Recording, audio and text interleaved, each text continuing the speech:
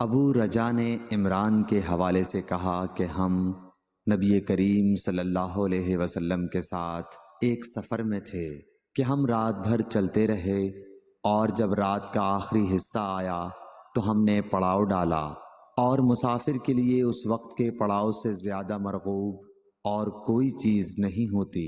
پھر ہم اس طرح غافل ہو کر سو گئے کہ ہمیں سورج کی گرمی کے سوا کوئی چیز بیدار نہ کر سکی۔ سب سے پہلے بیدار ہونے والا شخص فلاں تھا، پھر فلاں، پھر فلاں۔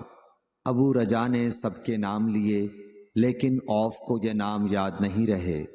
پھر چوتھے نمبر پر جاگنے والے حضرت عمر بن خطاب رضی اللہ تعالیٰ عنہ تھے، اور جب نبی کریم صلی اللہ علیہ وسلم آرام فرماتے تو ہم آپ کو جگاتے نہیں تھے، یہاں تک کہ آپ خود بخود بیدار ہوں، کیونکہ ہمیں کچھ معلوم نہیں ہوتا کہ آپ پر خواب میں کیا تازہ وحی آتی ہے۔ جب حضرت عمر جاگ گئے اور یہ آمدہ آفت دیکھی، اور وہ ایک نڈر دل والے آدمی تھے، پس زور زور سے تکبیر کہنے لگے۔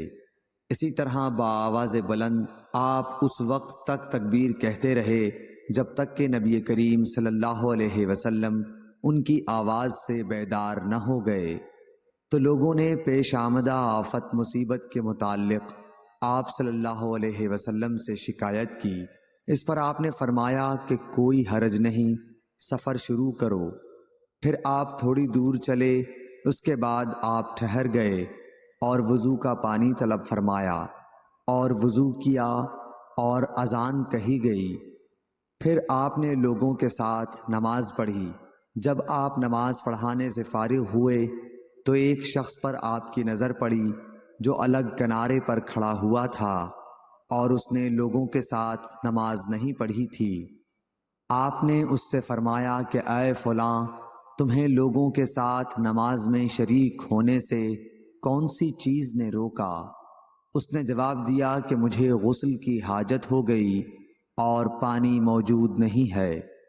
آپ نے فرمایا کہ پاک مٹی سے کام نکال لو، یہی تجھ کو کافی ہے۔ پھر نبی کریم صلی اللہ علیہ وسلم نے سفر شروع کیا تو لوگوں نے پیاس کی شکایت کی۔ آپ پھر ٹھہر گئے اور فلاں یعنی عمران بن حسین رضی اللہ تعالی عنہ کو بلایا۔ ابو رجا نے ان کا نام لیا تھا، لیکن اوف کو یاد نہیں رہا، اور حضرت علی کو بھی طلب فرمایا۔ ان دونوں سے آپ نے فرمایا کہ جاؤ پانی تلاش کرو۔ یہ دونوں نکلے۔ راستے میں ایک عورت ملی جو پانی کی 2 پکھالیں اپنے اونٹ پر لٹکائے ہوئے بیچ میں سوار ہو کر جا رہی تھی۔ انہوں نے اس سے پوچھا کہ پانی کہاں ملتا ہے؟ تو اس نے جواب دیا کہ کل اسی وقت میں پانی پر موجود تھی، یعنی پانی اتنی دور ہے کہ کل میں اسی وقت وہاں سے پانی لے کر چلی تھی، آج یہاں پہنچی ہوں، اور ہمارے قبیلے کے مرد لوگ پیچھے رہ گئے ہیں۔ انہوں نے اس سے کہا اچھا ہمارے ساتھ چلو۔ اس نے پوچھا کہاں چلوں؟ انہوں نے کہا رسول اللہ صلی اللہ علیہ وسلم کی خدمت میں۔ اس نے کہا اچھا وہی جن کو لوگ صابی کہتے ہیں؟ انہوں نے کہا یہ وہی ہیں جسے تم کہہ رہی ہو۔ اچھا اب چلو۔ آخر یہ دونوں حضرات اس عورت کو حضرت صلی اللہ علیہ وسلم کی خدمت مبارک میں لائے اور سارا واقعہ بیان کیا۔ عمران نے کہا کہ لوگوں نے اسے اونٹ سے اتار لیا۔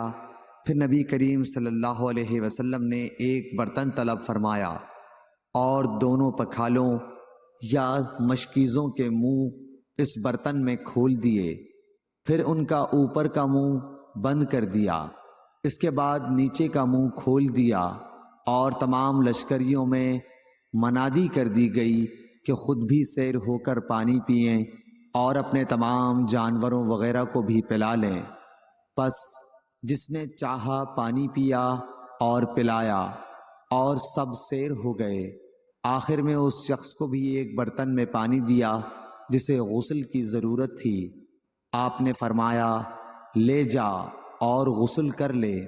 وہ عورت کھڑی دیکھ رہی تھی کہ اس کے پانی سے کیا کیا کام لیے جا رہے ہیں، اور خدا کی قسم جب پانی لیا جاتا اور خدا کی قسم جب پانی لیا جانا ان سے بند ہوا تو ہم دیکھ رہے تھے کہ اب مشکیزوں میں پانی پہلے سے بھی زیادہ موجود تھا۔ پھر نبی کریم صلی اللہ علیہ وسلم نے فرمایا کہ کچھ اس کے لیے کھانے کی چیز جمع کرو۔ لوگوں نے اس کے لیے عمدہ قسم کی کھجور، اجوا، آٹا اور ستو اکٹھا کیا، یہاں تک کہ بہت سارا کھانا اس کے لیے جمع ہو گیا تو اسے لوگوں نے ایک کپڑے میں رکھا اور عورت کو اونٹ پر سوار کر کے اس کے سامنے وہ کپڑا رکھ دیا۔ رسول اللہ صلی اللہ علیہ وسلم نے اس سے فرمایا کہ تمہیں معلوم ہے کہ ہم نے تمہارے پانی میں کوئی کمی نہیں کی ہے، لیکن اللہ تعالیٰ نے ہمیں سیراب کر دیا۔ پھر وہ اپنے گھر آئی، دیر کافی ہو چکی تھی، اس لیے گھر والوں نے پوچھا کہ اے فلانی کیوں اتنی دیر ہوئی؟ اس نے کہا ایک عجیب بات ہوئی، وہ یہ کہ مجھے 2 آدمی ملے اور وہ مجھے اس شخص کے پاس لے گئے جسے لوگ صابی کہتے ہیں۔ وہاں اس طرح کا واقعہ پیش آیا، خدا کی قسم وہ تو اس کے اور اس کے درمیان سب سے بڑا جادوگر ہے۔ اور اس نے بیچ کی انگلی اور شہادت کی انگلی آسمان کی طرف اٹھا کر اشارہ کیا، اس کی مراد آسمان اور زمین سے تھی، یا پھر وہ واقعی اللہ کا رسول ہے۔ اس کے بعد مسلمان اس قبیلے کے دور و نزدیک کے مشرکین پر حملے کیا کرتے تھے، لیکن اس گھرانے کو جس سے اس عورت کا تعلق تھا کوئی نقصان نہیں پہنچاتے تھے۔ یہ اچھا برتاؤ دیکھ کر ایک دن اس عورت نے اپنی قوم سے کہا کہ میرا خیال ہے کہ یہ لوگ تمہیں جان بوجھ کر چھوڑ دیتے ہیں، تو کیا تمہیں اسلام کی طرف کچھ رغبت ہے؟ قوم نے عورت کی بات مان لی اور اسلام لے آئی۔ حضرت ابو عبداللہ امام بخاری رحمۃ اللہ علیہ نے فرمایا کہ صبا کے معنی ہیں اپنا دین چھوڑ کر دوسرے کے دین میں چلا گیا۔ اور ابو العالیہ نے کہا ہے کہ صائبین اہل کتاب کا ایک فرقہ ہے جو زبور پڑھتے ہیں، اور سورہ یوسف میں جو عصب کا لفظ ہے وہاں بھی اس کے معنی عمل کے ہیں۔ صحیح بخاری حدیث نمبر 344۔